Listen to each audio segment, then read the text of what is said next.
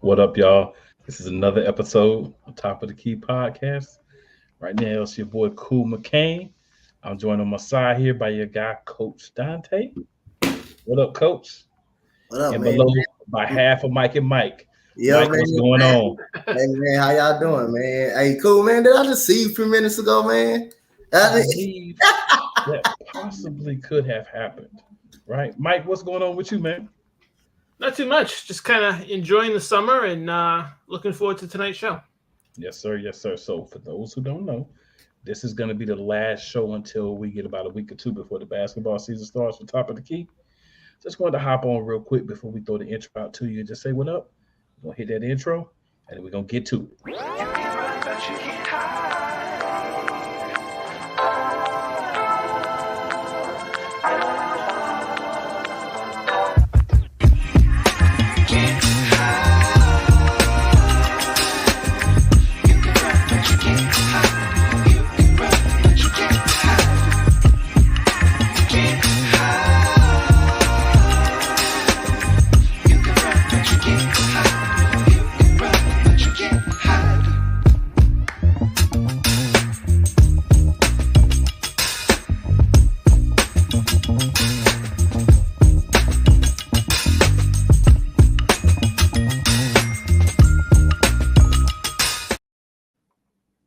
Figured we'd do it a little bit out of order for the last one, do a little quick intro and then get into it.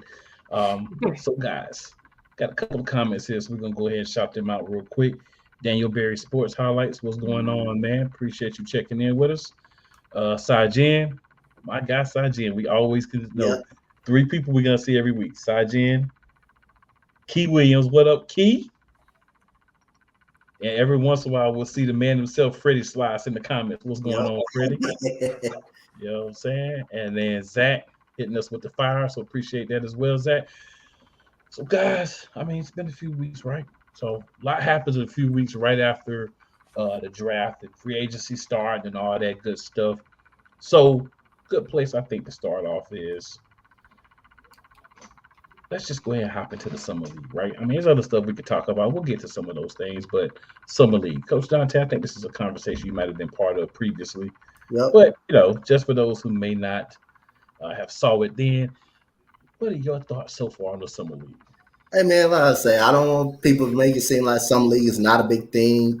It is. I think it is to some of these guys that's trying to make a lot of these guys that's trying to make an NBA roster or get it to a contract, especially to show what these rookies can do against some NBA level talent. Rather if you come from the G League at night, rather if you come from the overtime elite, come from overseas, it's a good opportunity to show what you got against NBA level talent that played in the league before, that's trying to get a roster spot or that's haven't been able to get a roster spot. I think some league is a big deal, and especially when you have rookies that's trying to prove themselves that they worthy to be in this league and they can play with the big dogs. So I want to first break down Coob's boy, man. He's been playing well. I forgot to mention him. Bilal Koulibaly has really been playing well. He actually took over the second half this against the Boston Celtics. He was good, very good against the Boston Celtics. He had a solid game. And also the Thompson twins, man. They proved like I seen one game out of my Thompson twin, Ahmed Thompson, and those guys got high basketball IQ. Those guys were like they ready to step in right away and be the suitable point guard for their team's future. They look really good, high athleticism, basketball IQ. They look like they're going to be the type of players to be the quarterback of their offense aside of the basketball. They look like the perfect young players with athleticism, with IQ. I seen them make passes that I seen half of the point guards in this league can't really make. They already can do that. But the knock was on them is they played with a lot of high school kids. So you don't know the overtime elite. You're playing with basically against high school kids, and they were the oldest out of all of those guys. They were older, probably the oldest out of all of those guys.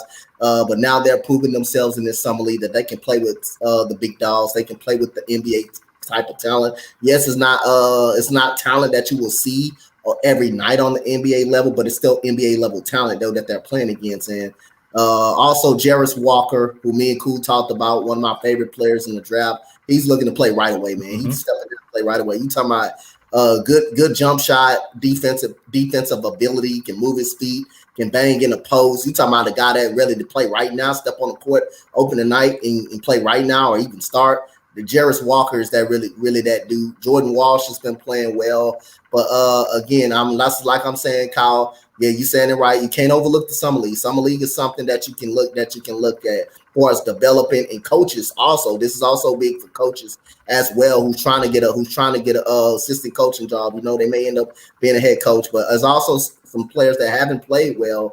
You have Big played okay, played solid in the second game, but it's still a lot.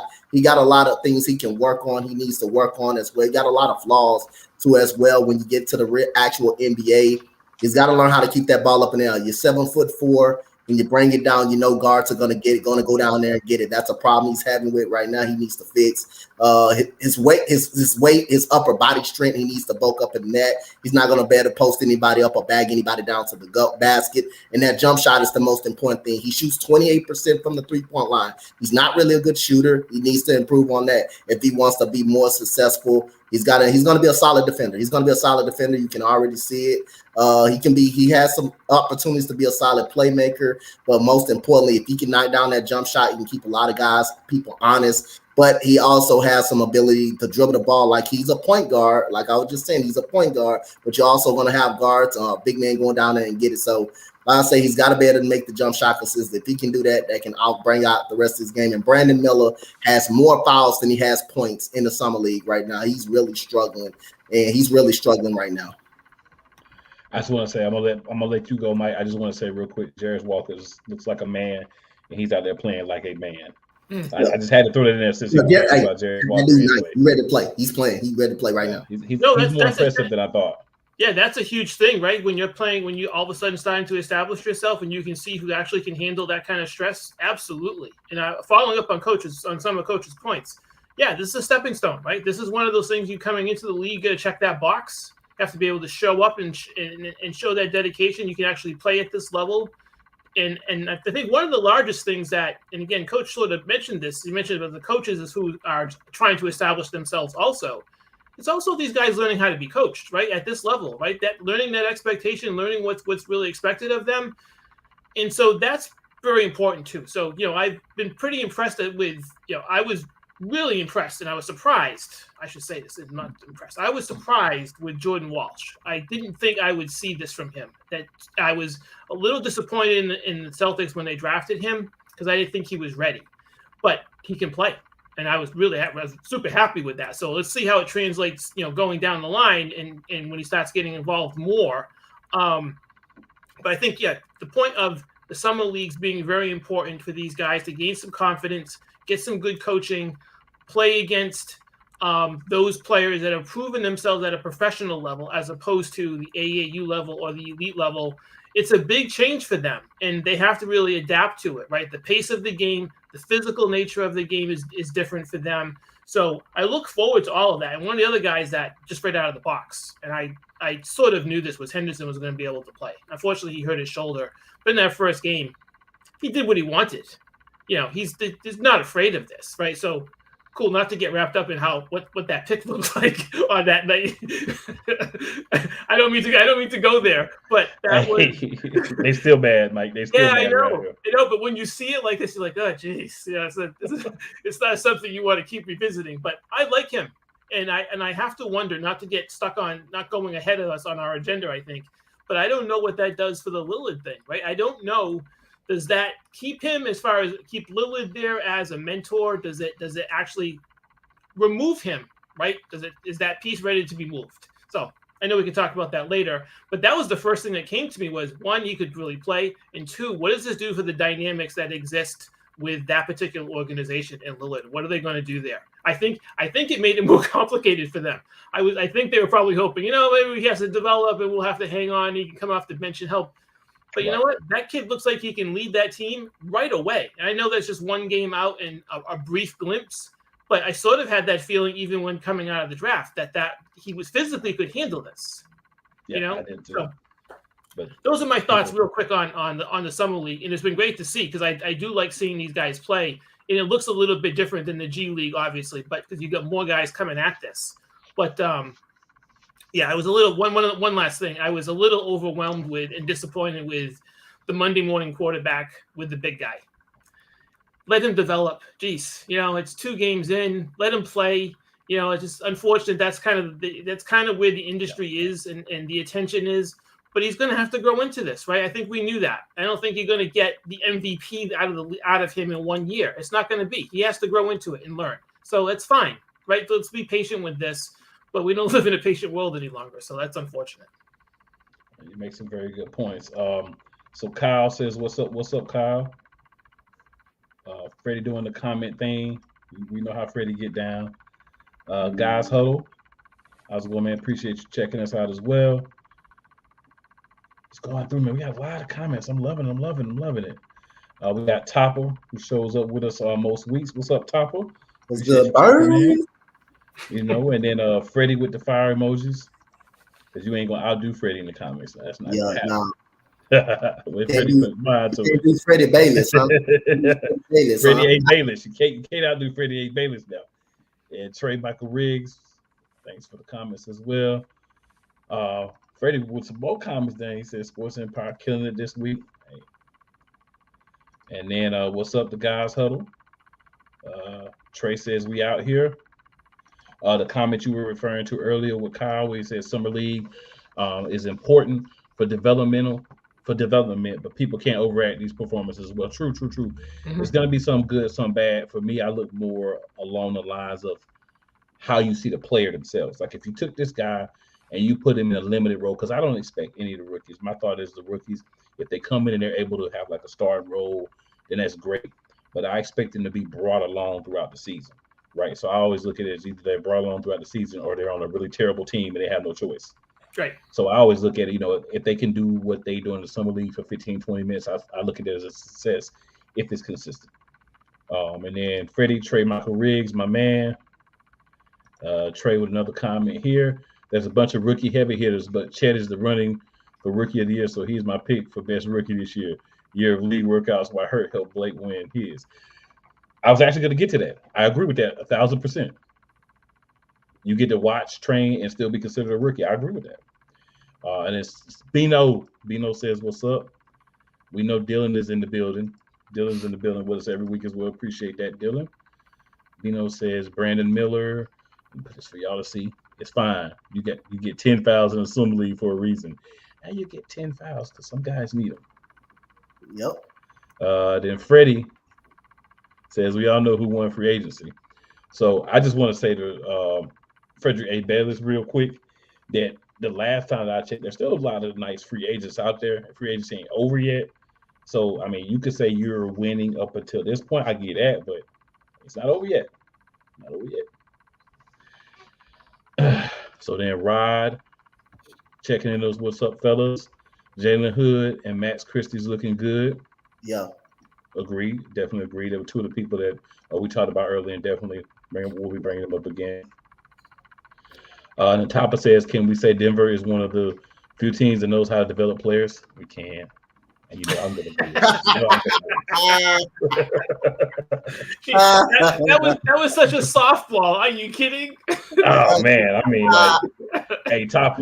Freddie, y'all ain't dominate the Brexit. Y'all made it one it. Y'all ain't dominate. Was that a plant? I think that was a plant. Hey, I didn't plan anyone. I didn't plan anyone. If Freddie says, "Don't make me hop on," Freddie. I don't want you to have to take more L's this week, my brother. It's Friday night.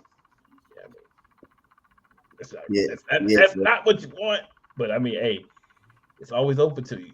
It's not what you want. It's always open to you. So Kyle says, Freddie, that team in LA that won't win the title.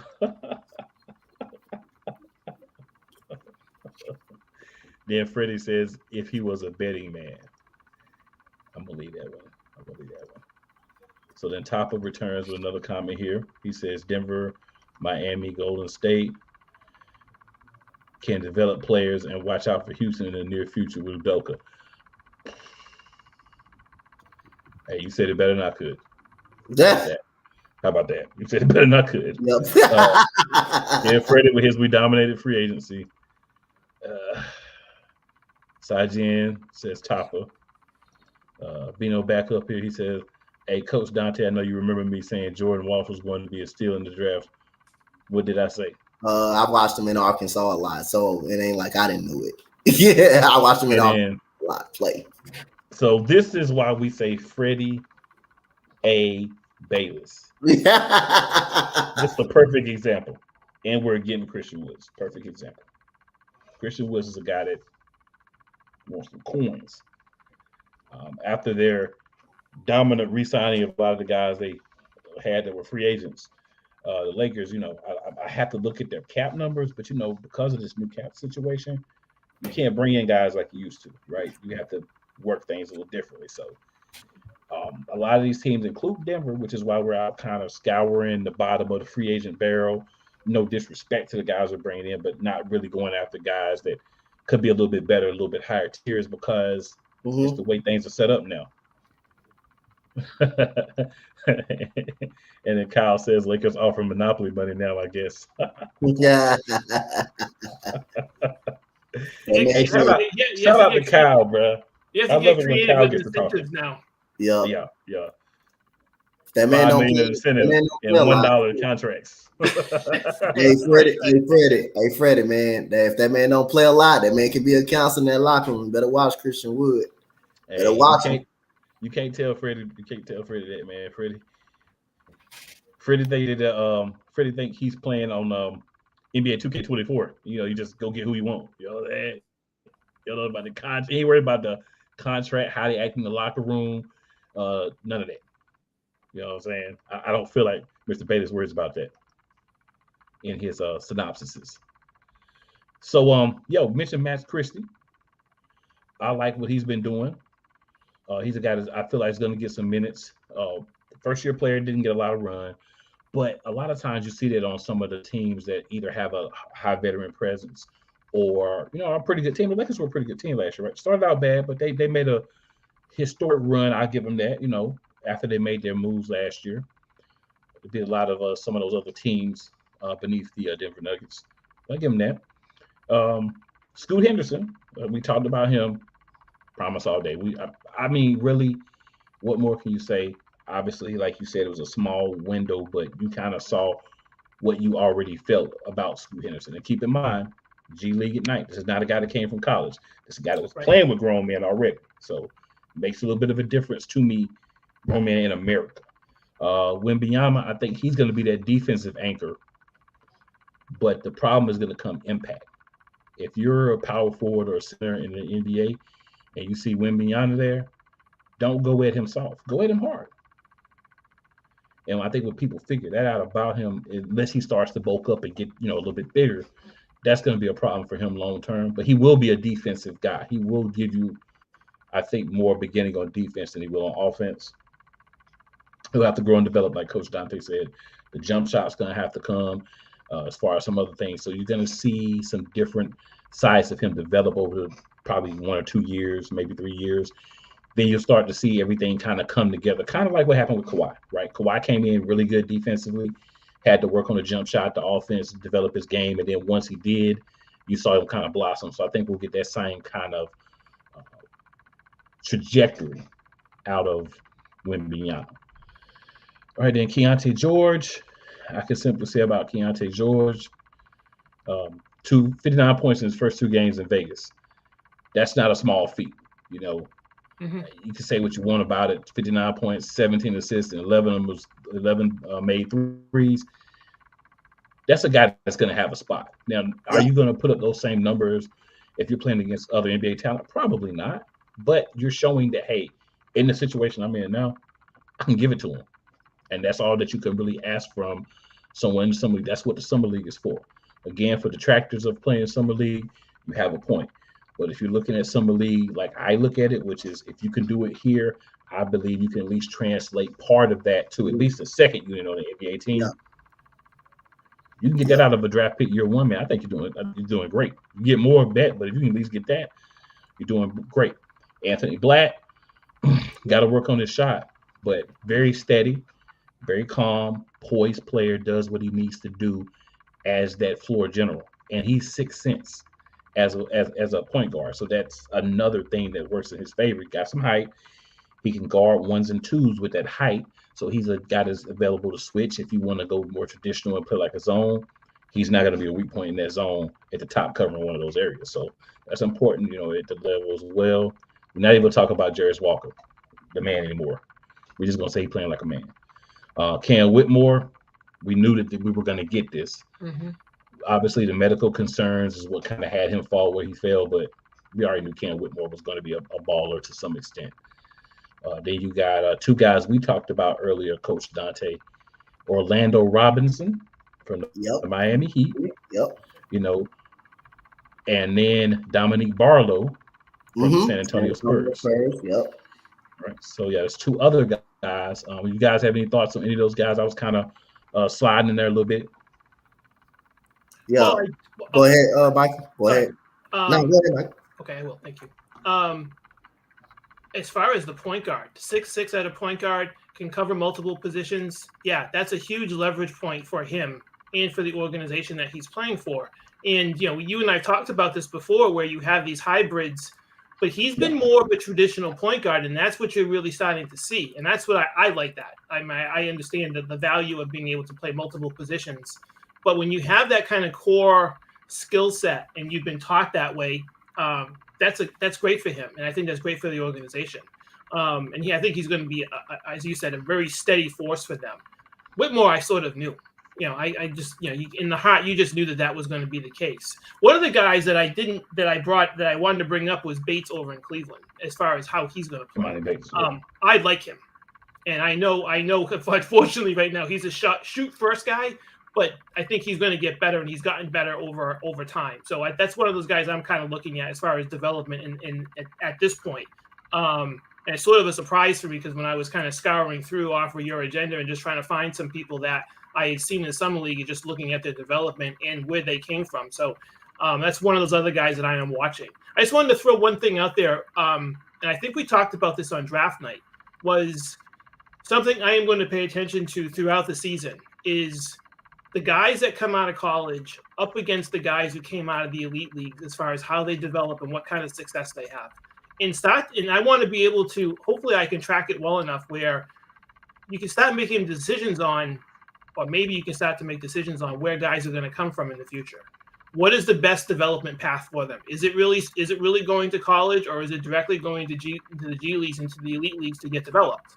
So I want to pay attention to that because I do think that that's important for the league and for people like us who like talking about this stuff and understanding where they come from, because the curve may be shorter, right, coming out of the elite league where you're to all our points. They're playing against professionals. They're playing against men. There's a big difference. So I just a little side topic that I have made note of in some of the notes I have been taking as I've been watching some of this and reading what's out there and what's really taking place. Okay. Yeah. Want to bring up another player that I actually had. I actually had him on my mind. I don't know if yeah. He's playing right now. Marcus Sasser. Marcus Sasser is interesting. He's going to be a great solid backup.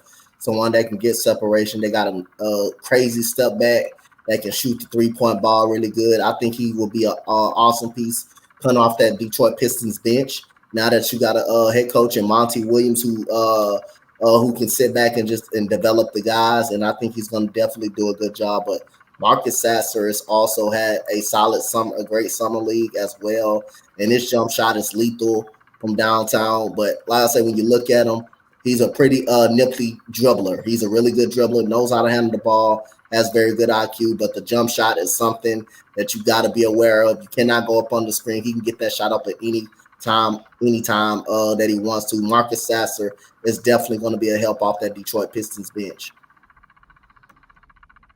Yeah, it's funny, man, to me too, because when we're talking about all these guys, it's like you watch them up until the draft, right? And you just think like, man, this guy's this guy's that. You read all the stuff about him. You see what he did in college. You see what he did in the G League or wherever he played at. But then when you kind of start seeing him in summer league, you start to see him in the uniform. You start to see him in the systems that they're going to be playing in. You start thinking like, man, I really thought this dude was going to be this, but he's actually this. And then this dude I was right on. And I hate to go back to this, but I really don't because I do keep doing it. The Charlotte Hornets whoever you have making decisions about drafting, fire them. If it's ownership, step yourself away because what you're doing is not conducive to winning. And I'm not saying that Brandon Miller is not a guy that can rebound and be better by the time the season starts, halfway through the season in his career. But I'm saying when you're an organization that has a history of not making the correct picks, of not doing things correctly, don't try to go out and say, oh, we're going to do this and we're going to evaluate. We got this big long plan that we're going to use to evaluate people when you already have a guy in mind. Take the best player when you have a lot of positions that need to be filled. You know, and it's not just Charlotte, but other teams as well. When you're bereft of talent, look at the Houston Rockets. Look at Coach Dante's team. They went out and said, this is the best player that's available at this position. This person could play it too. Oh, well. This is the best player at this position. This person can play that too. Oh, well. We'll find a way to make it work with both of them, or one of them will get traded. I think some teams get caught up in the mindset of, oh, we already have a good point guard, so let's not go draft another good young point guard because we don't want to have two good young point guards. Why would you not want to? It doesn't make sense, right? Well, we already got a good center. Let's not go draft another good center because, he's not going to get hurt. He's not going to maybe want to sit out some games. He's not going to ever get tired. He's going to play the whole entire game every game. Come on, guys. Just be smart about the decisions that we're making. Yep, and I want to also bring up a hell of a point, man, about my Houston Rockets. The team look like they already know what they goddamn doing. Like, you can tell it was, they already know what they're doing. Ben Sullivan, the assistant coach of Ime Udoka, they're playing some good basketball. They're playing together as well. And like you said, I'm still struggling to this day. Cam Whitmore just fell to us, but Jayshawn Tate. That trade looks very heated right there for Jayshawn Tate. The way Cam Whitmore been playing in this summer league, you got a combination of defense, athleticism, just crazy. Now he does got to work on his ball handling a little bit and his shot selection, but that's due to Jabari Smith and Easton not playing the last two games. But you're still able to be effective and be more aggressive and knock down shots from the mid range. And I like the way we are playing together.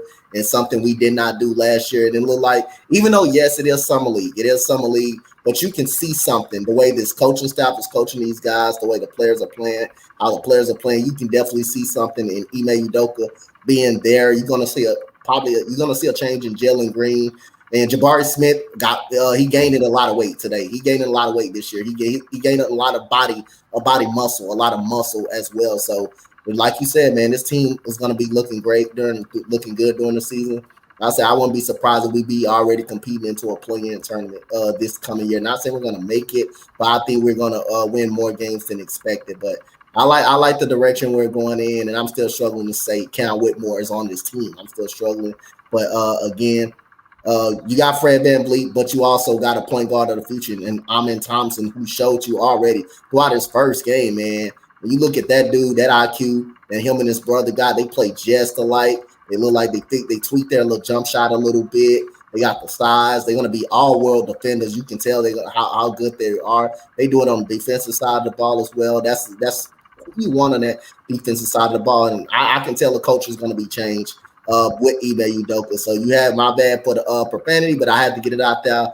Just look like the team know what they're doing already. As opposed to last year, the crap that I had to watch last year on the court with Steven Sago every other day with watching Steven Silas coach this team. I know how they be, Coach Dante. I really do, bro. I understand. I've had some coaches on teams. I'm just like, why is this mother even coaching? So but hey, you got through it. You got a better coach as well as us. Want to shout out Mo real quick. What's going on, Mo? Appreciate you checking in with us. Got the fire emojis from Mo as well. We got Dylan still rocking with us.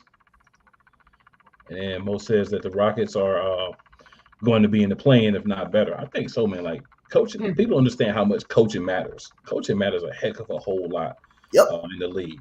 We talked about most of the top 5 picks, the Thompson twins, everybody. So, I mean, you guys have any other thoughts, any other things you want to bring up in regards to the Summer League?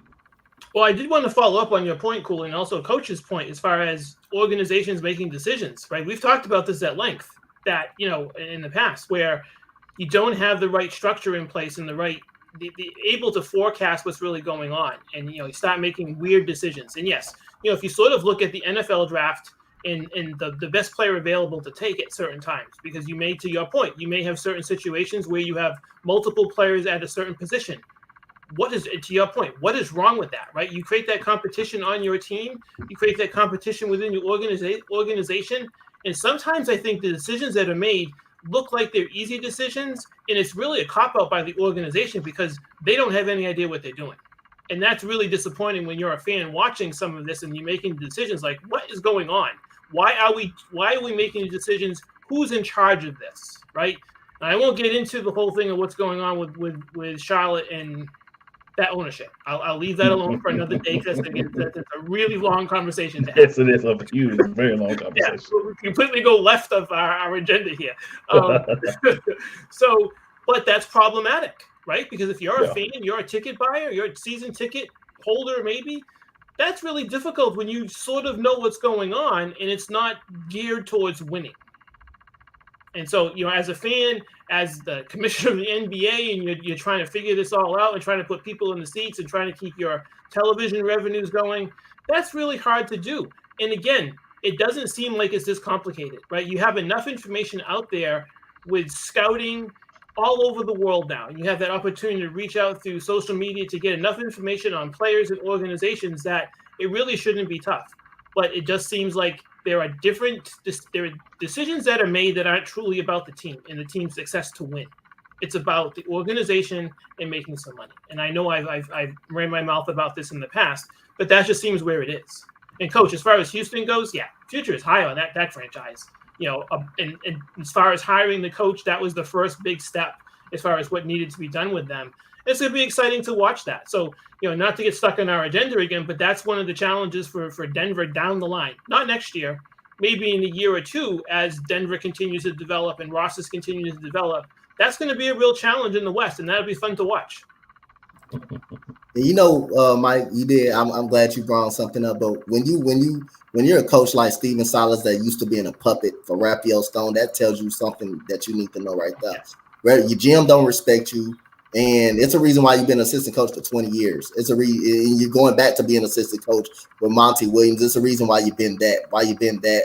Other than that, if you don't have the structure in that locker room, if you don't have the coaches that got these grown men and stuff like that, it's not going to work. And that's the point. And another point I want to bring up is people always attending to draft a need when you have the best player right there. Like Scoot Henderson was actually the better player. I think he's a better player than Brandon Miller. I think he's going to be.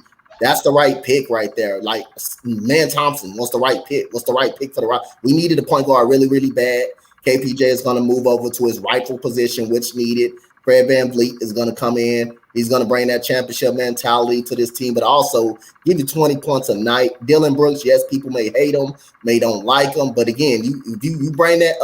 I'll take that second team all defense on this team, along with Ime Udoka, who's going to not play no games. Not going to not play no games with him. Is going to put him in line, hold his whole team accountable as a whole. But a lot of people like to draft for need instead of the better player. I think that drafting for need is kind of overrated a little bit. You need to draft the best player. If the best player is right there, you go ahead and take them off the board. It's just you don't need to use no hesitation. Now if you have multiple picks, I wouldn't mind it, but first pick, just go for the better player. Just go for the better player. Detroit already missed out upon that. They already missed out drafting Darko Milicic. You saw Portland messed up twice on that one. They missed Kevin Durant they missed Kevin Durant and they missed the great Michael Jordan overdrafted Sam Bowie. We all know where that went with that. Sam Bowie and Greg Oden. Yeah. So just go for the better player. You could just go for the better. But Portland had Clyde Drexler. That's why they didn't take Jordan. That was the reason, right? That was the rationale. That was the reason. He's the second best shooting guard in Jordan era. Yep. Yeah. He's the second best shooting guard in Jordan era at that time. Yeah. Oh, jeez. So Mo says that Mike has a strong case for worst owner of all time. I would think that James Dolan and Donald Sterling would disagree with you. But I mean, I think Mike's biggest the word. I'm not gonna worry about trying to find the word. I think his biggest issue was the people he put in certain positions. He didn't do a good job of making sure the right people were in positions. So I mean, essentially, it does fall back on him because he was the owner. So you are kind of right with that. But I just think it's a couple guys is worse. But I mean, you could throw him in the conversation, and you wouldn't really be wrong. And then it's a league of positionless basketball should make teams want to go for best player available. Kyle says. You would think so, Kyle. You would think so. But Charlotte has shown you that that's not always the case on more than one occasion. And then Mo says, facts, coach, I would have played Scoot with LaMelo. He's 6'8" and can get buckets. That's what I'm saying. I was saying it all the way up to the draft. I'm with you, Mo. Like, but hey, you make decisions and then you wonder why you can't ever get over that hump, why you can't get anywhere past the play-in no matter who you bring in. It's because you don't have that young guys that are coming in that can take over, that can play those other minutes, that have that right skill set. You're letting them pass by to get a guy because you think he might have potential. Yep. LaMelo Ball, he has an injury history. That way you'll still have a guard that's great. You'll still have a solid great guard in case he goes down to buy him some time to get healthy. So right there, you got a dominant back. You got a great tandem. That would have been a great tandem. It would have been, man, but hey, he wasn't Brandon Miller. Shame on him for not being Brandon Miller and having potential. I hear this word around here a lot, potential. Like potential just doesn't get realized on the Charlotte Hornets. How about you get the guy that's most ready to play now, even if he may not have the ceiling of the other guy? Crazy concept. Works for a lot of teams, but a crazy concept apparently. But I do have one last comment for Coach.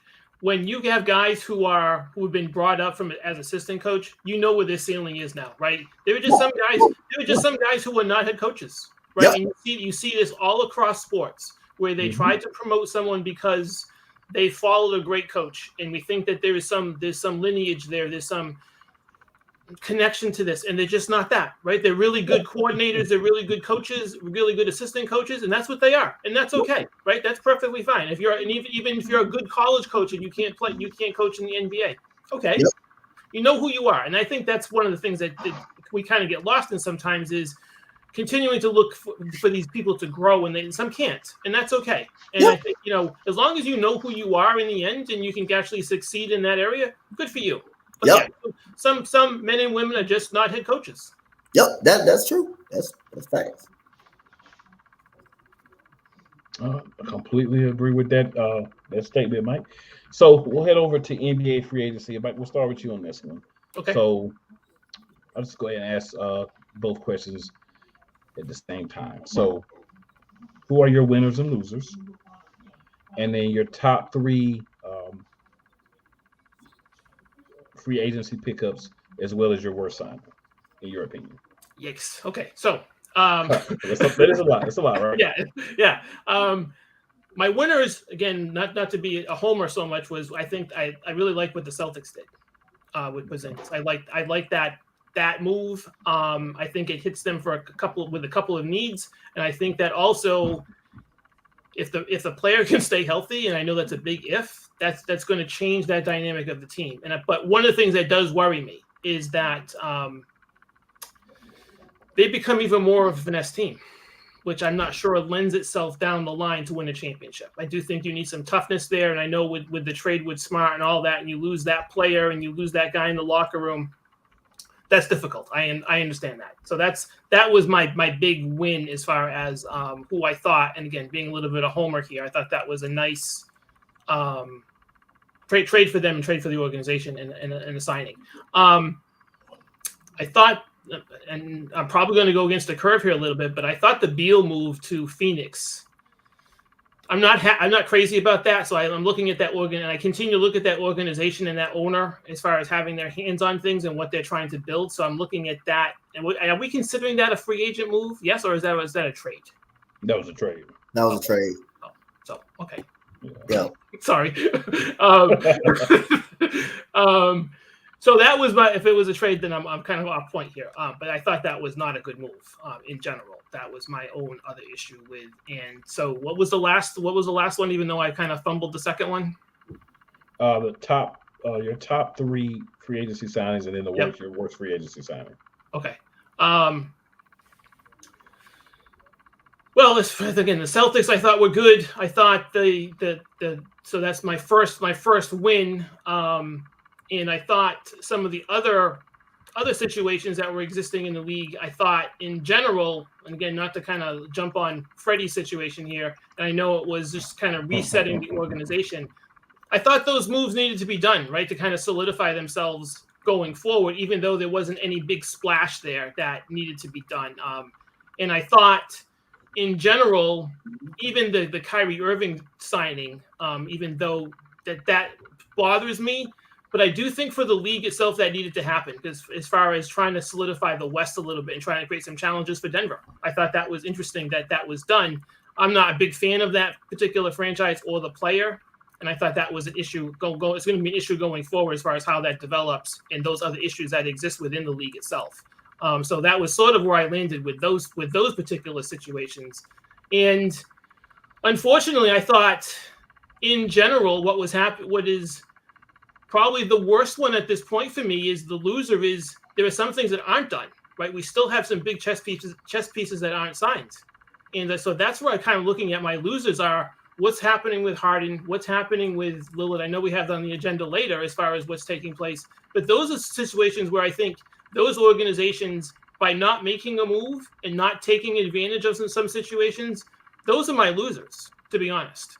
I know it's probably a little bit odd to say that, but those are moves that weren't done. And there's some value there as far as where you can actually place those players, but that's where I would say my losers are. And those are 2 losers. Those are two big chess pieces that need to be moved. So we got a couple of comments. I'll hop on those and then we'll swing over to Coach Dante. So just to go back here, talking about Charlotte and LaMelo Ball. So Mo says that maybe playing him off the ball would have saved his body some wear and tear. I can't argue with that move. Follows it up with the fist. Kyle Hisses with I think the hiring of Sam Cassell is going to pay big for the Celtics. I think it does give him a valuable guy that their coach can lean on because he's still young. So, give him somebody else that he can lean on to help him out. Topper says Boston lost 2 good defenders, Smart and Williams. Yeah, but you're going to lose those guys. You know what I'm saying? Because the money, you just can't pay everybody. And then Kyle says, I like the Pacers getting Brown and stealing Toppin from the Knicks. All right. Jeremy Grant. Mo says Jeremy Grant equals insanity. That's a T-Wolves deal. I like it. Kyle says Miami are losers, especially without making a move for Dame. And then Tapa asks, and we'll answer this a little bit later on from what we know so far, but he asks, is Harden to the Clippers still happening or no? We'll get to that definitely. So Coach Dante, so the same question for you. First question for you here. Who you think was a winner and a loser in free agency? Well, who I'm going to go with as a loser. I'm going to go with Philadelphia. They ain't did much. They ain't did too much. What have they done? Well, you can still argue the James Harden trade, but as of right now, we're going to be excited. We're going to jump up and down for Patrick Beverly. We're going to jump up and down for him. We're going to give it a wee-hee. We're going to jump up and down for him. We're going to clap for him as well about the move. We're going to sign Mohamed Bamba, a man that got the song. You know that man that got a song called Mo Bamba after him. You know that dude right there. Yeah, we're gonna clap down and clap it up for him. And we're gonna also decide. I think this is their best move, Paul Reed. I think they did need him back, so I will give him a little credit on that. But outside of that, and James Harden is fat again. James Harden is fat again. If y'all haven't seen James Harden lately, y'all need to see him. He is fat again. He is overweighted again, which is going to come in every year overweighted. He's going to, no matter what team he goes to. If he doesn't want to be there, he's going to show the character side of him. But Philadelphia is a loser, and Portland is. Without Dame, we got to see. We're going to see. For right now, we're going to see what they get for Damian Lillard. It depends on they can get a good package for him. But signing Jeremy Grant to that deal, hey, Jeremy Grant, man, I feel bad for him. I feel bad. Well, I don't feel bad for him because he did sign a deal. So that's something he should have walked in free agency. You knew Damian Lillard wasn't coming back. The team straight up said they were going to rebuild. They straight up said they were going to rebuild, and you still signed the deal. So that makes it seem like you just signed for the money. You wanted the money. You didn't care about winning at all. I'm not mad at the Nuggets for not signing Bruce Brown. Hell, I wouldn't have did it either. 45 mil. I didn't want to Indiana too. So other than that, you got a championship out of it. So be it. So other than that, now the winners, I definitely got to go with the Lakers, but I don't think it's a long slot. Because most of their players they signed really back. But I did like the Gabe Vincent. They something that they needed. I did like it him. Gabe Vincent, and let's stop it. Gabe Vincent is not a better player than Dennis Schroeder. He's a shooter. He's more of a shooter. He's not good. He doesn't put the ball on. He's not as good as putting the ball on the floor as Dennis Schroeder. He's not as good as defensively as Dennis Schroeder. We need to stop that right now. Freddie Bayless, he is not a better player than Dennis Schroeder. No, he's not a better player, but that is a good pickup. Jackson Hayes is young. I like the moves that the Lakers did. I actually like the moves that the Lakers did. I like what Boston did. I know they lost Marcus Smart. I know they did lose Marcus Smart. They lost a couple of defenders, but I do like I say, Jared Walsh. He makes me. That's a really good guy. I think he's gonna. He has an opportunity to crack the rotation. Porzingis, if he can stay healthy, that's another guy. 23 points per game this year. Played about 50-some games, but if he can stay healthy, that's a good puzzle and piece to him as well. So I like Boston's move, and I also like the Houston Rockets what they done. I mean, you got Fred VanVleet on a reasonable contract, team option on him. If he doesn't, a team option on him. If you can move away, come off the contract. If you want to as well on his second year, you come off that contract as well. So the contract is easy to come off, especially the way Aman Thompson, which is I think he's going to play really well coming off the bench for us. I think he's going to be really good, and I think he's going to certify himself as a future point guard. That's why you got Fred VanVleet. You don't got him for a long time. You just got him for a couple of years. Like the Jock Landale move. I think the Jock Landale move is underrated, very underrated. You see now he played in Phoenix. He played better than DeAndre Ayton. He played way better than DeAndre Ayton. When he was on the court for Phoenix, he was better than DeAndre Ayton on the court. DeAndre Ayton just couldn't handle the pressure of what Monty Williams put on him. He just couldn't handle it at all. That resulted on Monty Williams getting him fired, and I think that's very unfair on that play, on that end. And I like the Dylan Brooks. I mean, he's a good defender.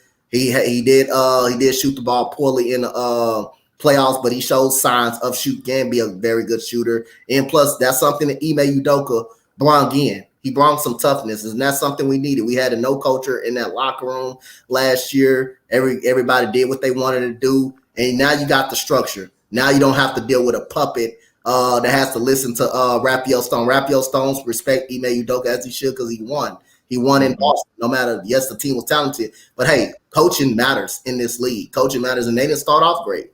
They went 27. They went 28-7 throughout the whole second half of the regular season. That coaching does matter in this league, and he's going to change the culture of this Rockets organization by bringing in some veterans, some structure in that locker room, and he made this team a better team. But I thought those are the winners of the free agency, and the losers Philadelphia and Portland. But they still got opportunities depending on what happens during the trade.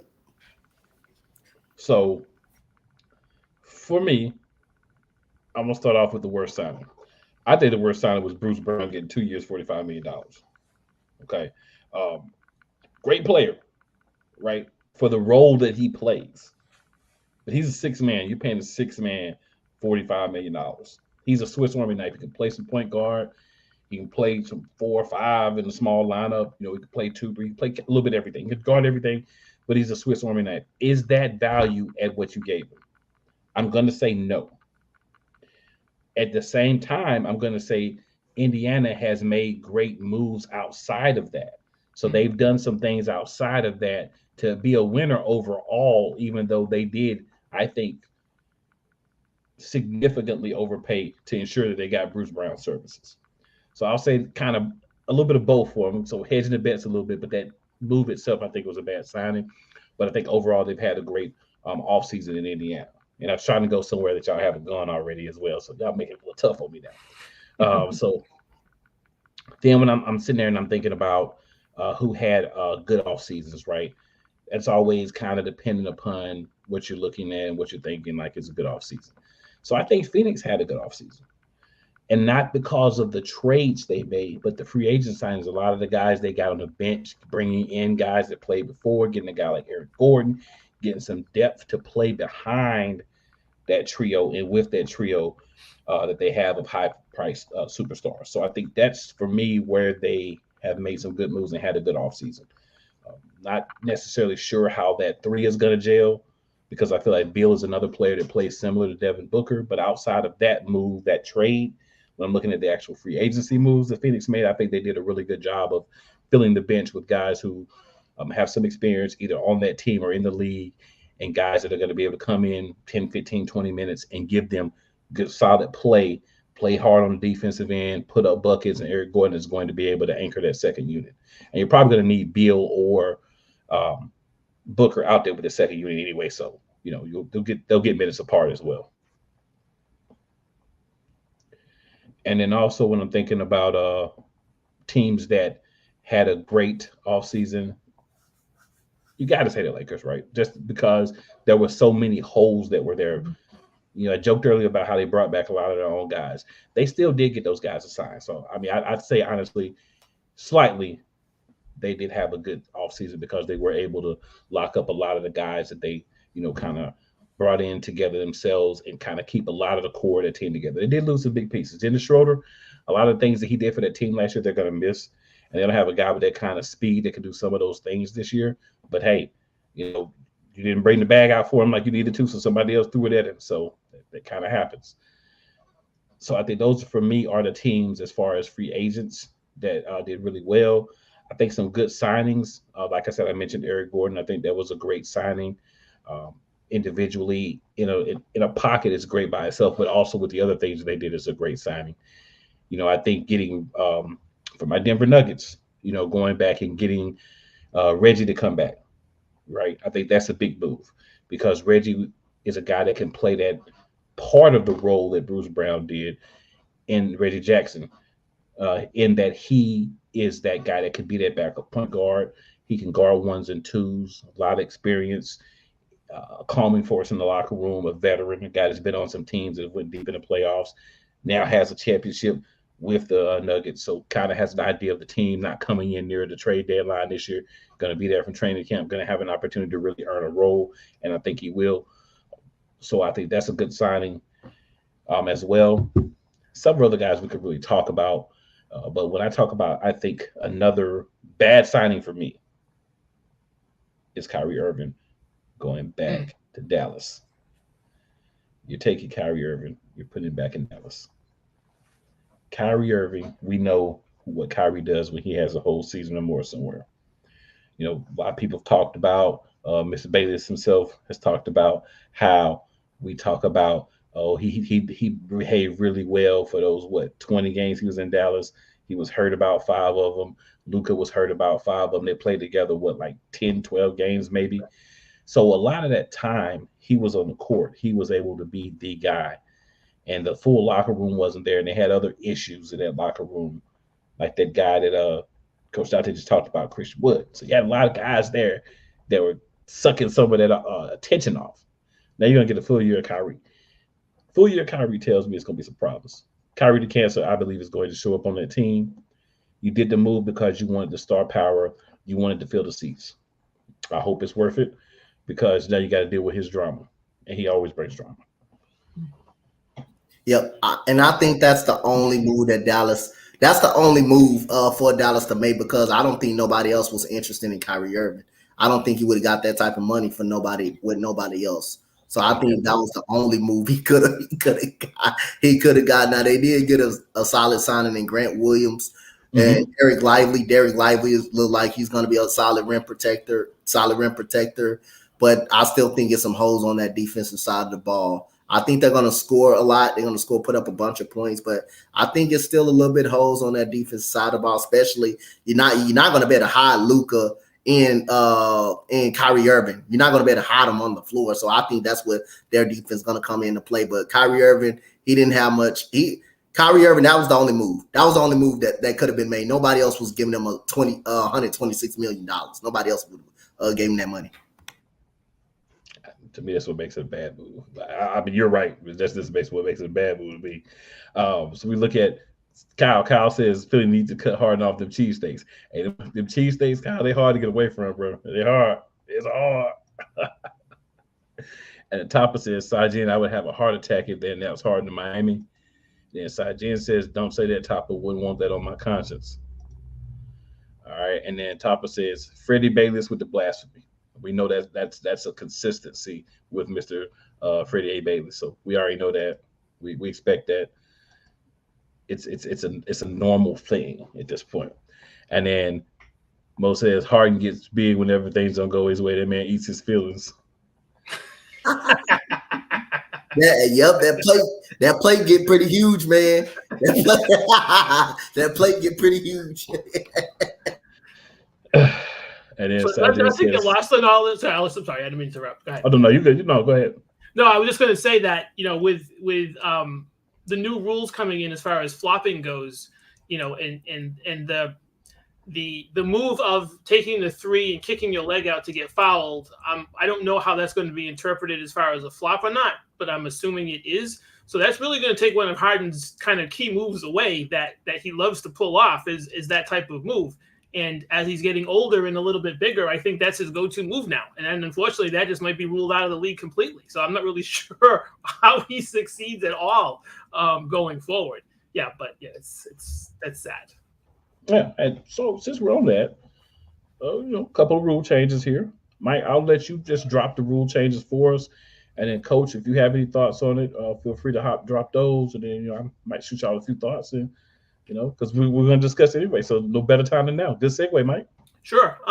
Yeah, it's interesting. And I was trying to go back and trying to figure out when we had in really football is probably the most proactive as far as having rule changes. Mm-hmm. I don't recall, and please correct me if I'm wrong here, of having this kind of rule change in the NBA like this, where you've had more than one.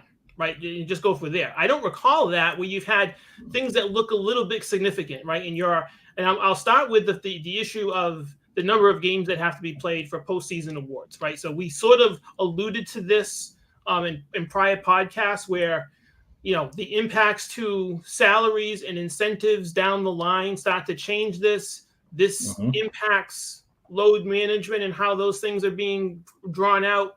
And I mentioned earlier tonight that I thought, and again, not to play conspiracy guy here, but I thought, is this particular rule in place because of load management, where you've had agents weighing in as far as when they're suggesting or recommending players to not play, and the organizations and coaches having to struggle and strategize going forward with those players sitting out? Was this the league's way around that?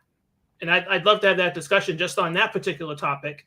And also, I just mentioned the flopping rule as far as, again, this is coming from, there's other leagues in the world that have been doing this. Soccer has done it. The NHL has done it in trying to interpret this.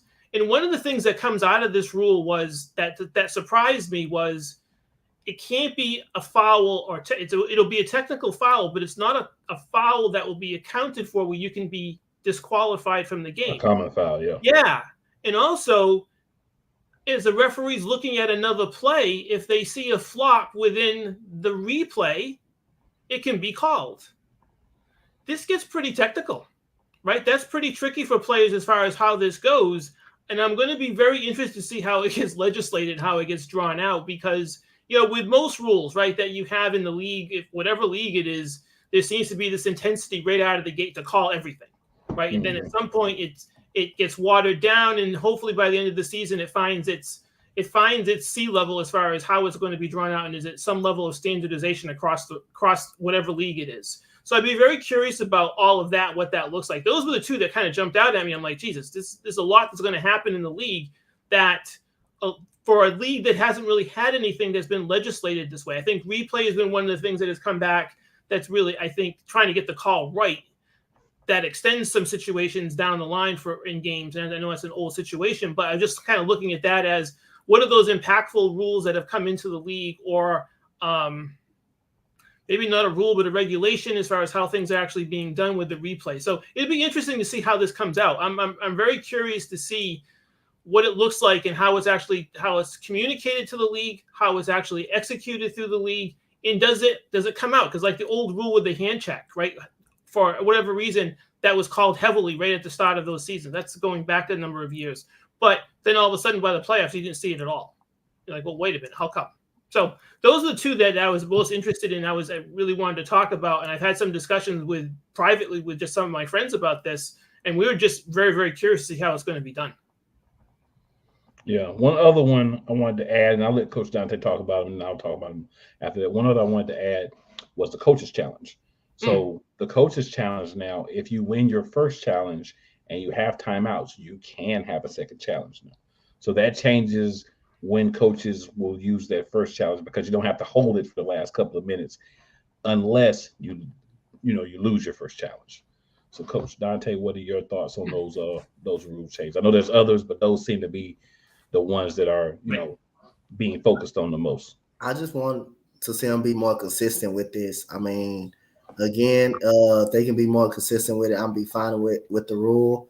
Hope they don't change it at all. They be more strict with the rule, but I do like the coaches rule. Do like that as well. You should be able to get it. If you win your first challenge, you should be able to get another challenge and keep one from down or stretch in case anything go down. But also, I like that they factor in, the foul, the transition foul, take foul, you get a free throw in the ball, and also the flops. You already had one in summer league. You already had one flop with a free early too. Early. That was when the Rockets would go to state. You saw that one, the free throw played in point. But down the stretch, I think that's where it becomes more valuable when a person flop, you get that free throw and the ball. You never know, you get a 3-point play or a 4-point play up out of that situation. So as long as they can be more consistent with it, I'm fine. I'm fine with it all.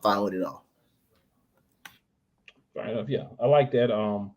Those rules. I think when you're looking at it, a couple of things you're thinking about. One of the things that you're thinking about is you're looking at it and you're saying, all right, obviously coaches need the opportunity to have a second challenge if you win the first one on what's going on throughout the games. The fact that the flop rule, you can actually go back and look at it. If you look at the other plays, you can bring out that flop. That's interesting, because are they going to actually go and look for that when they're looking at other things? Because it all, to me, is going to depend on the crews. Mm-hmm. We have this fantasy world where we believe, and not us specifically, but everybody in general. We have this fantasy world where we believe things are going to get called if they're supposed to get called, right? Things are going to be called consistently, and every referee team is going to do everything the same. That's not really how it works. So, we'll find out different crews and different members of different crews how they call it, and that'll kind of give us an idea. But hopefully it is consistent. I mean, I'm all with you, Coach Dante. If you're going to call it on everybody, call it on everybody. If you're not going to call it, don't call it. Just don't. Certain times of the game you want to use it, and then most of the time you don't want to use it. I just want you to be consistent. Like Coach Dante said, whatever you're going to call, be consistent when you call it. That way everyone knows what to expect. I mean, we can go into these rules for hours on end, just the ones we're here talking about, because they're so important. The flopping, the throwing the leg out. Hopefully, like you said, Mike, they include that. That is a big part of it. Yeah. And I understand there are situations where it's still going to be called a defensive player. Defensive players have to understand one simple fact. If you don't want that fall called on you, when you step up and put your arm in a guy's face when you shoot a jump shot, when he's coming down, take a step back. Give him an area to land, and you won't get half the fouls you get. I see a lot of guys get fouls because they're in that space and they don't get a place to land. Once the ball's out of his hands, just take a step back. Well, that's what happens when the way the game is played now, right? It's a lot of scramble defense. So a lot of guys are running at guys, and either getting faked in the air and going by the shooter, or they're challenging them, and they both don't have a place to land. So to your point, I think that's coaching, right? That's figuring out how to play some of this stuff. And so that expands what we all agree on as far as the staple of playing defense, right? And learning how to do all those things, right? So this is not unique anymore. Everybody's playing the same way, so you should be taught the same way. I wanted to go one other point, and not to show off here by any means, but that challenge rule actually comes from tennis, where tennis had the challenge rule that if you had 2 for a set and you were successful, you were able to keep it. And the reason why they've gotten away from that is because they determine the players actually trying to juggle all of this and try to figure out, do I keep one in my pocket for later on if I failed on my first one? So that's sort of where the challenge rule comes from for the NBA. So not to add some context to it. That's all. Yeah. And, the NFL's been doing that for a while. So finally, the NBA's, getting to it. So I think that's one of the things that the fired Jeff Van Gundy had lobbied for a lot. So maybe that was one of the last things the NBA gave him as a gift before they kicked him out. Is we'll change this rule for you. So a couple more comments here, guys. So we got let's see. Here we are. So Kyle says, you guys see that John Wall had a private workout. Do you think he gets signed? I think he will get signed as a backup somewhere because he's a good enough player to be a backup. Yeah. I think he's a good enough player to be a backup as well. I think he'll work good on as a backup point guard, like you said, on any playoff contending, championship contending team. I think he'll be a good locker room presence for a team that's in the thick of the playoff hunt or the championship hunt. So I think he still will be good. And also you got Dion Waiters, who had a workout as well, who worked out as well. Maybe helping this a spot for him. You also had Harry Giles, who worked out as well. So, those could be some good pieces. Leadership in the locker room. Out of all three of them, I believe John Wall is going to be able to be the better of all three of them. That's going to probably get rotational minutes, pretty much. To see, depending on his team that he that signs him, or does he go to any playoff contention team? I still think John Wall got enough left in the tank to help out a playoff contending team. Yep. What about you, Mike? Actually, I do think that and one of the things that has been floating in the Boston papers has been him coming to the Celtics. Could be interesting. Yeah, because that's another piece, right? That kind of goes to this. So we'll see. I do think he has something left, and I do think he's now at that point where he's a backup. And Coach, you mentioned Giles. There's a guy that's had some really tough luck. That guy came out of high school and came out of college with just bad legs and bad knees and just had some tough luck. But at the time when he was coming out of high school was an All-American, so he can play. So he's another piece, right? That if a team can afford him and actually limit his minutes as a backup, he might be effective. And I'd like to see him have some success because I really liked him coming out of high school. So yeah, I'm gonna do a Freddie. Yeah. He was the number one. I remember, like you said, Mike, he was the number one rated player actually in high school. Yes. At that time before he messed up his knees at Duke, and that dropped him. You talking about someone again that people forgot. You forgot this man was gonna, if he didn't tear his knees up, he was gonna be the number one pick coming out that year in that draft until he messed up his knees. That's what alternated him to fall in the draft with Sacramento. So I think he still got another thing left. And I feel like Mike said, he got something left in the tank. Someone that can help out a veteran team coming off the bench that can shoot the three ball pretty well too. That can shoot the three ball pretty well, get some floor spacing out there. Any type of playoff team, or he can either be a mentor on a young team and come out and play. But playoff teams, they'll be looking for guys like that that's going to come in and help out. Yeah, I think between he and Wall will be. So you mean to tell me guys from Duke who tear their knees up at college end up not being as good as advertised in the NBA? Things that make you say, Yeah. I just got to throw a shot at Duke when I can, bro. I'm taking them all day. But Kyle says, luckily for Bruce Brown, he goes from a great facilitator in Jokic to a good young facilitator in Halliburton. That's definitely a great point. Mo says Pacers will make the playoffs. He also says, from a need standpoint, the Suns did a great job with roster construction. Yeah, exactly. So can I follow up on one thing before we go forward? What's been really cool about the offseason and is just that point that was just made in the comments about how these teams are actually starting to structure their teams. And aside from some mistakes and missteps in the draft with some teams and some organizations, you really get to see where you get those pieces coming in where this was, up against, and we've talked about this before, about up against the collective bargaining agreement that's going to start to change things as far as how things go. You have to be really smart about what you're doing with this. And I mentioned earlier tonight where, the The superstars are going to be okay. It's those mid-level guys. It's those guys who are hanging on to a roster spot that are going to be really impacted by this, where their salaries are going to be impacted, I believe, overall.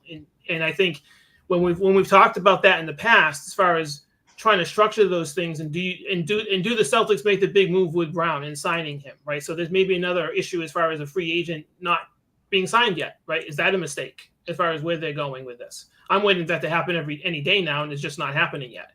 But as you structure your teams and structure your rosters, it's been pretty cool to see how some of these moves have been made. And I think when we talked about this in some situations, a lot of it is one is need, but one of it is also trying to figure out, are we actually going to hold ourselves and trying to build for the future, or are we actually thinking we can win now? And you're starting to see that pretty immediate with some of the moves that are being made.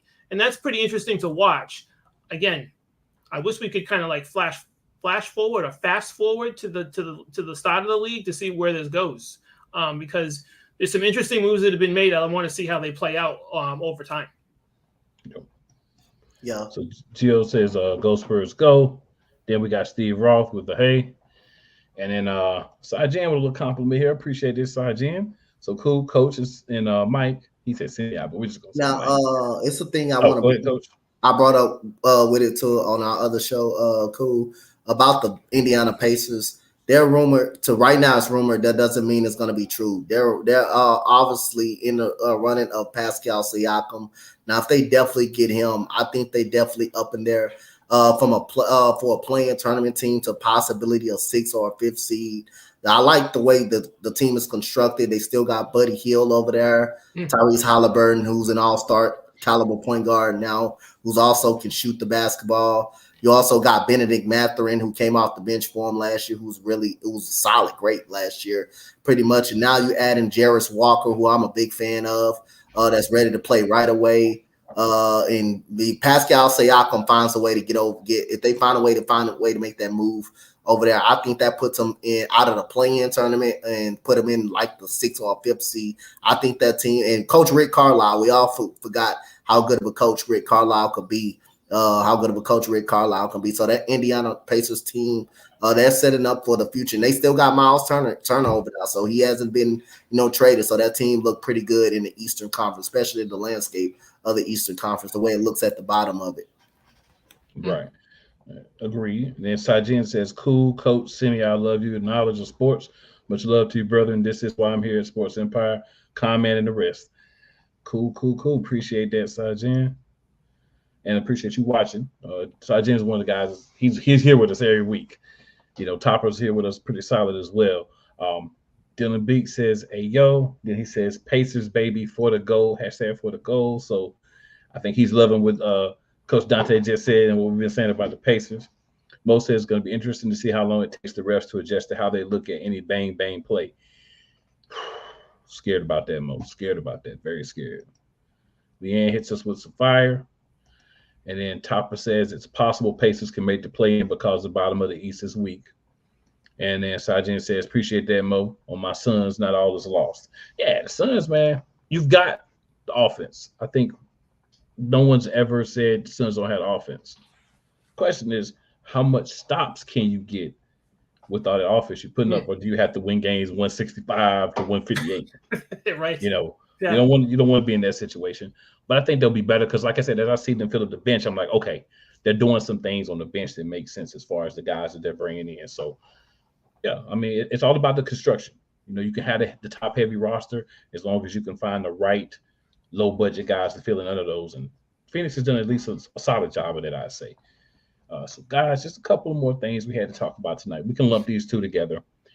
We were going to have just a few thoughts on what's going on here because, like I said, been a couple of weeks since we were able to actually get on and talk and everything. So we had situation with Dame Lillard, situation with James Harden. If you guys have any updates on those, definitely make sure you give us that information.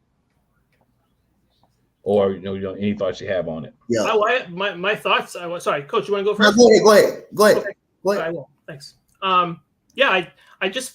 I mentioned earlier, I find it frustrating that the moves haven't been made, and I can understand some level of patience with this. But as the clock is running on the summer and continuing to develop those rosters, My feelings with Lillard is I don't think he moves. I don't think there's a trade enough of a package that makes sense. One, if he goes to Miami, right? So the players that have been talked about, his hero has been one of those players, a bunch of picks and some other kind of fill-in players to actually complete the deal. I don't think that helps Portland though. I just don't think it does, and I'm not getting the sense that they're in a rebuild mode, even though they may very well be, and Lillard does not want to stay there. But so I think he stays. I think in the end he stays. And I think that's good for the organization. I think it's good for the area because he's got history there, right? I think he's really got good history there. He seems like he likes it there. But, these guys get the itch to win a championship, and they try to look for the best opportunity to do that. And I can understand that. But I just don't see a deal out there that makes any sense for Portland. I really don't. And so I kind of think my feeling is he stays there. The Harden thing we sort of alluded to before, in all things being equal, I thought Houston at one point, I think that's completely off the table now. I don't think that's an opportunity just because of what coach has been mentioning and what we've been talking about, how the roster's been put together. I don't think the head coach wants that headache, to be honest, right? I think that's another thing. And I don't know where he goes. The other option that has been talked about was the Clippers. I don't know if that makes sense either. So, wherever he goes, there's a big pay cut coming to that player, I believe, as far as where he's going to go. And is he considered a backup? And can he be a backup the way he plays? I don't know. It's that particular player in that situation is a bigger question mark than Lillard, to be honest. Lillard is still viable. He can still really play. I don't think Harden has that ability anymore. Last year, he was so up and down. There were stretches of games he disappeared. If you look at the box score, you kind of look at those games, you look at replays, like he's not helping at all. The Celtics series was the same thing. He was up and down in the playoffs. So I struggle with him. I've always struggled with him as a player because it's just kind of the odd fit and the odd position and having to play towards him. That's been hard to watch. And so now with the guy who's a little bit older, he's got some weird history in the league with some teams. Where does he go? What's the right fit for him? I'm not sure. I'm really not. I'm disappointed I can't come up with an answer better than that, but that's sort of where I am with him.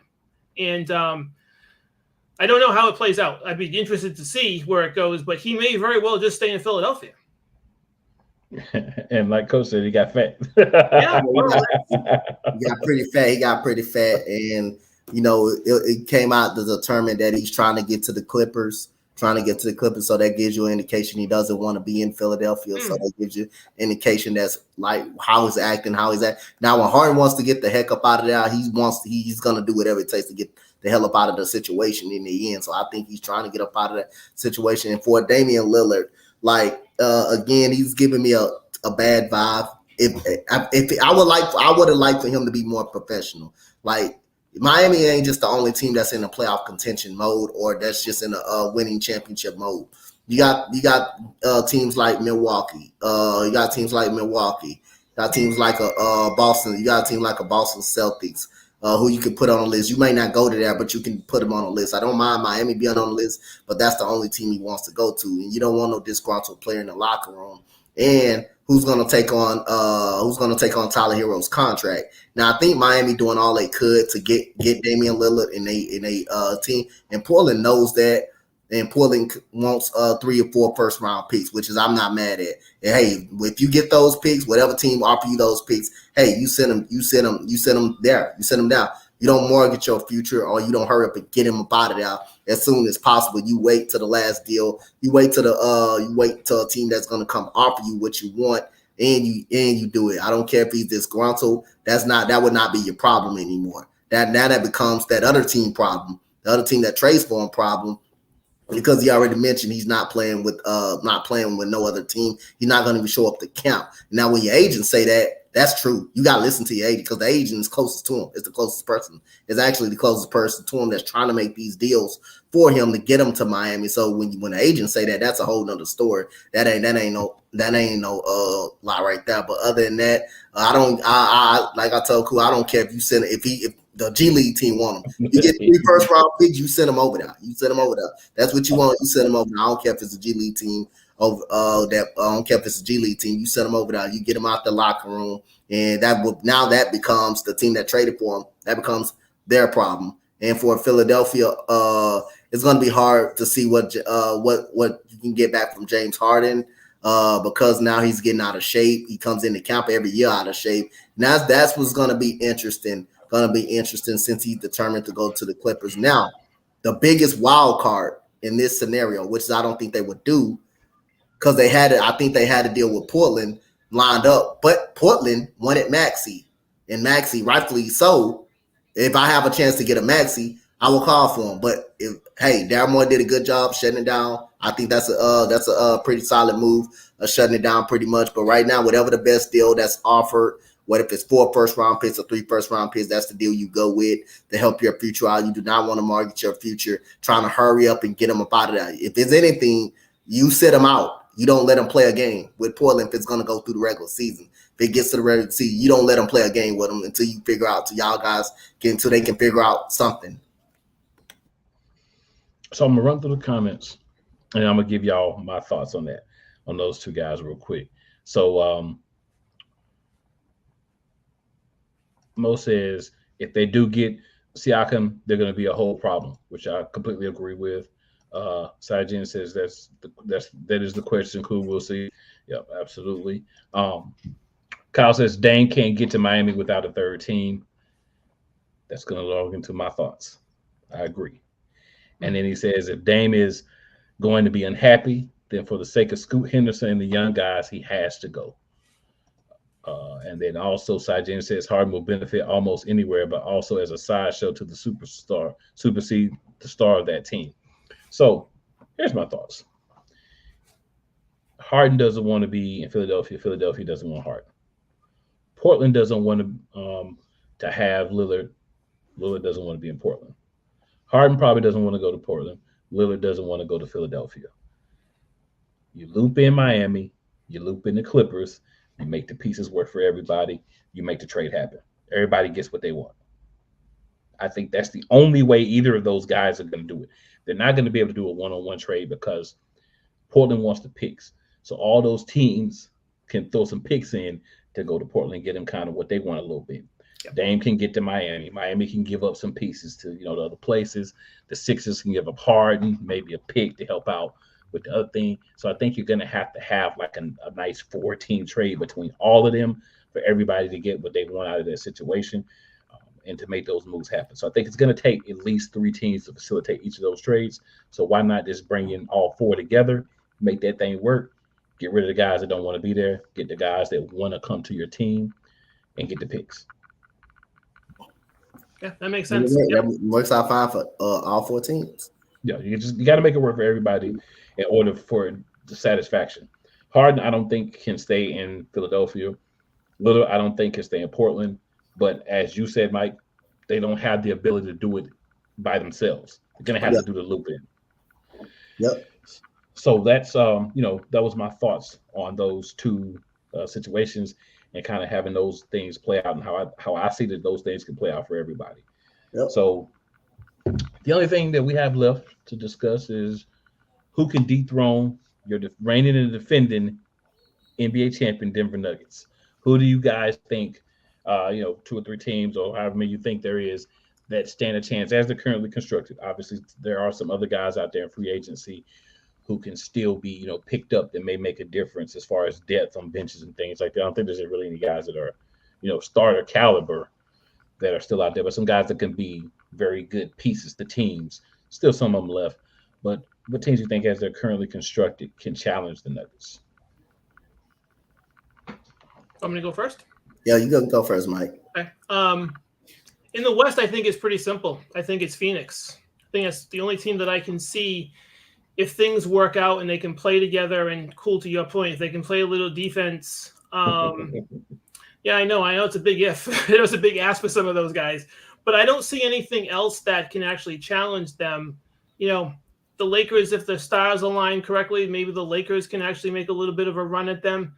But I do think that if Denver, as how the remaining pieces that they have from that championship, they can that core is together. The big guy's still there, right? He can still play, even though he's doing what was he doing? Backflips out of a raft in the river when he was when he's at home. So be careful with those things. So I think probably Phoenix off the top of my head, as far as just looking at it real quick, as far as what I see and how they're built now. Out of the East, it gets a little bit more complicated. I think you still have those same 3 or 4 teams, meaning the you have Milwaukee, you have Miami, you have the Celtics, and then I'm not really sure who could be a fourth at this point, because I do think there's a little bit of a gap there. I think you have those challenges coming out. And, again, not to be a homer here, but if the Celtics can actually get that team to play some defense also, I think that might be a little bit different in how they look going forward. So out of the West, my gut says Phoenix, just because of the offensive firepower. And if they can play a little defense and stay together and stay healthy, and I mean stay healthy with Durant. If that guy can stay on the court and be productive for a majority of the season and get them as a good playoff run, I think that makes a difference. And I think, those 3 teams, Milwaukee, Miami, and the Celtics, if they're healthy, that's going to be a pretty good fight in the East. I look forward to that, and I look forward to those games and those playoff runs for each one of those. So, but I guess the question is, can anybody actually beat them? Can anybody really beat Denver at this point? On paper, I'm saying no. How it plays out during the season, that might be different as far as dynamics with performances, injuries, all of that starts to come into play. So my opinion may change, but on paper right now, I don't really see that changing. Yep. So I'm gonna go to Lakers. I'm gonna say they got the better shot, but I'm not gonna say they're gonna beat them. I'm not gonna say they're gonna beat them, but as far as chance, I'm gonna go with the Lakers. They got good defensive presence. Anthony Davis. Assuming if Anthony Davis can play a whole season, he played good enough played 56 games last year, averaged 25 and 12. That's pretty damn good. In the playoffs, he showed up. You still got Jared Vanderbilt on that team, D'Angelo Russell. You got a deep bench right now. Can't put my trust in Phoenix. Every time I try to put my trust in Phoenix, they put the knife down my back every single time. Can't do that anymore. So I'm gonna go down the landscape of the West. Sacramento, I think it's a chance they take a step back more than they did last year. I think they still make the playoffs, but I think they take a step back a little bit more. They take a step back for a little bit more. Nobody expected them to be a part of the playoff push. You got the Phoenix Suns. They have potential, but I don't know if I'm not going to trust them yet. The Clippers not going to be healthy. They're not going to be healthy throughout a whole season. We already know that shot going to go there. I'm going to say the Lakers. Miss a no-show, please. That's a mess. That team over there is a mess over there. Everybody at Dallas, they don't play defense. They can score. Anybody can score on Dallas. They don't play too much of defense. And you look at OKC, Houston, they're young teams that's just going to come up a couple of years later. So other than that, when I look at it, I don't like the Lakers at all. I hate them with a passion. But to be honest, I got to be. You talking basketball perspective? They were already in the Western Conference Finals. They shouldn't have even been there last year. So I got to put them. I got to put them in now with Denver. But Denver is going to clearly win. And Bruce Brown, I wouldn't pay him 45 again. I wouldn't pay him $45 million either. If I got Christian Braun that played well last year, I'm going to give him an opportunity. Give him an opportunity to go out there and play. You still got Reggie Jackson, who you can use as a backup point guard, obviously. And you got a guy that's in summer league playing well. Give him a shot. It wouldn't hurt to throw him a shot. Peyton Watson, it wouldn't hurt to throw him a shot out there on the basketball court. So other than that, I think Denver's still a front runners to me. Yeah, I would say I think Sacramento will have a good shot. I think if we can get Zion focused on basketball and not his other activities of strenuous natures, that because that was a really good team. They were challenging Denver at the top of the conference before Zion went out with, his injuries. So I think that the New Orleans team is a really good team. Obviously, you have to say, LA. So I think those are teams in the West that could challenge. We're looking at the East. We already know who it is in the East. It's the same teams. It's the Sun. Well, we could add the Suns to the mix as well if they could figure everything out. That's kind of like a wild card. But when you look at the Eastern Conference, it's the Bucks. It's the Celtics. It's the Heat, right? You have to ask yourself, any of the other teams, have they done enough to really close the gap, because you first have to close the gap in your own conference. If you're in the East, you got to be able to beat the Bucks, the Celtics, or the Heat before you can even say you're going to challenge the champs. And it's nice to say that my team is, but that goes any year for anybody. You have to be able to win. Like if the champions in the East, if you can't challenge the top teams in the West, you're not going to challenge the champion East. So I think that's what I look at right now as the teams that have an opportunity. Obviously, depending on how free agency and some trades and some different moves go, some teams can move in, some teams can move out, but we'll see how that all kind of rolls out. Then a couple comments here real quick. So Mo hits us with the fire emojis. Always love those. Sajin says Heat, Suns, Lakers, Bucks, Celtics for me. And then Kyle, Freddie A. Bayless is gone, of course. But he says LeBron might lead the league in text with the new flop rule. I mean, for me, it is what it is. But he's definitely, to me, always been one of the forefathers of the uptick in flopping. He's sort of been the face of it, hasn't he, online? I mean, that's sort of where this is. And not that I was surprised by that, but when you watch some of it, you're like, and you're reminded of what took place, you're like, wow, that doesn't look good. Hey man, it's very true. So I just want to let everybody know before we close up for the evening. We'll let everybody have their final comments, but wanted to let everybody know. So this is gonna be your last top of the key until like 2 weeks before basketball season returns. We're gonna kind of take a step back. We're only doing once a month anyway right now, and we're gonna have Sports Empire is gonna have a new Friday night show, same time slot for the off season. And the guy beside me right here that y'all see everywhere, he's a part of it. He gotta be, because that's Coach Dante. Coach Dante is gonna be the host of that new show, so I'll let him take the floor and tell y'all how that new off-season basketball show that will start, I believe, next week, right, Coach Dante? Yep. What's yours, sir? Yeah, the basketball show starts next week. It's called Above the Rim show with me, Rob, and Dez.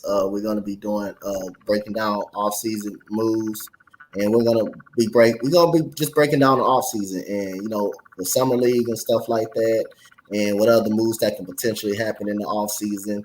Hopefully that leads us back to top of the key, during the preseason time and doing opening night. So, and that's what we got coming up next weekend. Yes, sir. Yes, sir. And we got a couple more comments here. So Mo hits us with Mo also says he enjoyed a great show. Appreciate it, Mo. And it's always better when we got people like yourself in the comments talking to us. And one of the most factual statements I've ever heard: Coach equals Mr. 24/7, 365. I'm going to go one step further with Coach. Coach is Mr.